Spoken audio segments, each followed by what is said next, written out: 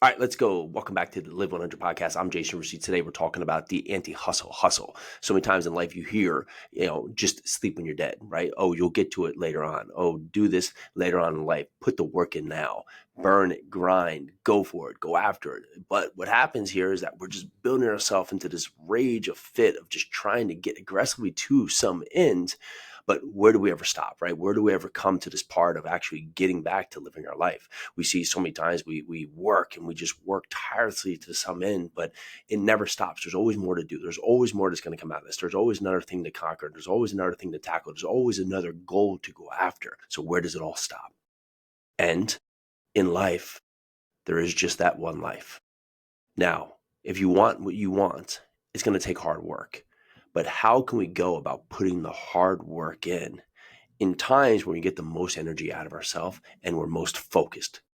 Because at most times, right, I remember days where I would work, 18-hour days. And those days I was at times not mentally in my best state. Why? Because I couldn't focus. I wasn't clear, right? I was running rampant. I was tired, right? I was just drawn out. So of course the results were lackluster. So with your life, I like to talk about the words passively aggressive. And what this means is that when you have a goal in front of you, you have to aggressively go after it, but you have to passively be patient with the outcome. We can't force the objective. We can't force the outcome. Right now, we're working on this big real estate deal, right? And we're at the will of the seller. The seller absolutely wants to sell. We're under contract on the deal, but there's some parts of the due diligence that we're going through, that we're negotiating through, that we're waiting on him to come back with some things from his engineers, some things from his contractors, right? But the ball is in his court. So when we're apart, we want to close the deal. We want to get going. We want to move forward. We want to go out there and start raising for the deal, doing all the things to actually make the deal come together. Yet we have to be patient with the result. We have to know the outcome is going to get better when we have all the information in front of us. And with your life and with your angst or your inability to just go and focus on what's in front of you, we make mistakes. So, many times, Jocko Willink says, go slow to go fast. It's very true. Many times we just want to run out of the gate. We want to rush out of the gate. We want to just go as if 150 miles an hour from the first step. But what if you're going in the wrong direction? What if you don't know what direction ahead? And all of a sudden you're racing to some destination, but you don't know what that destination is.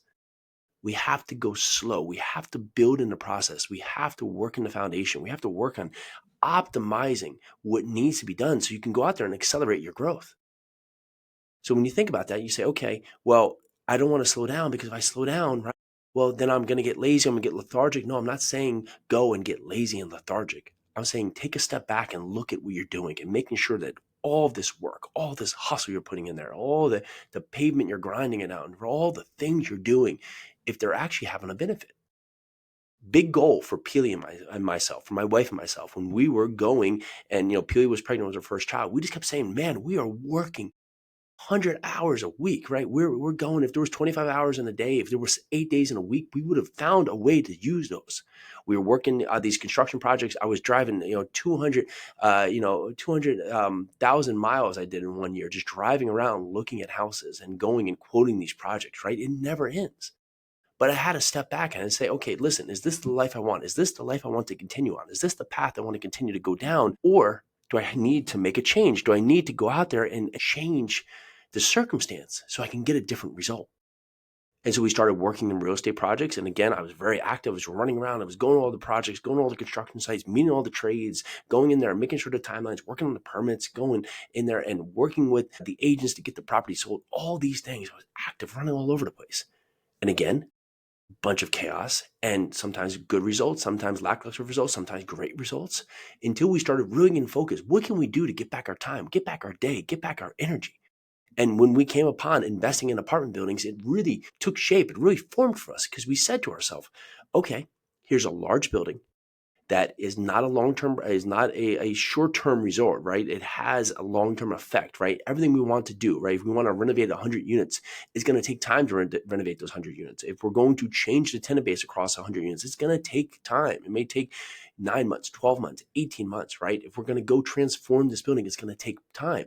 But with this, we now can put a team on there, right? We have a leasing office, we have a maintenance staff, we now have contractors can work at one project. So we're really just building a business in terms of a building, right? We're going and optimizing and creating a business and just making that business better. And what happened? I was able to get myself out of the day-to-day and put myself into the operational mode of how to optimize the operation, both from a revenue and expense mode.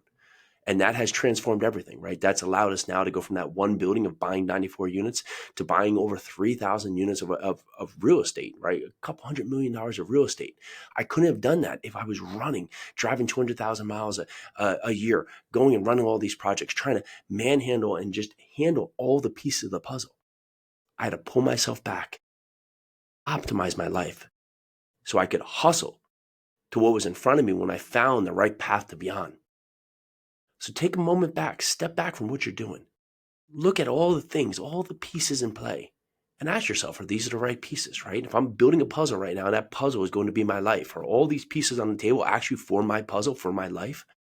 Or some of them need to get removed, and I got to go out there and fill them in with other pieces of the puzzle to go create the narrative, create the story, create the life that I truly desire.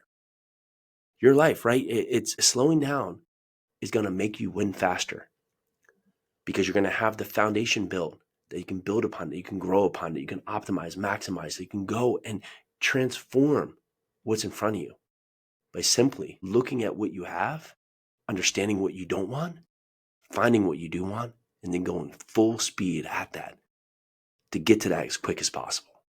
All right, so I hope that was helpful today. Go down there, leave us an honest rating and review. It helps us get this podcast out to more.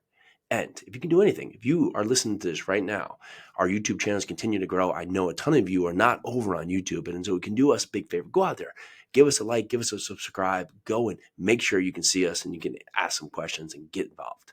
Let's do this.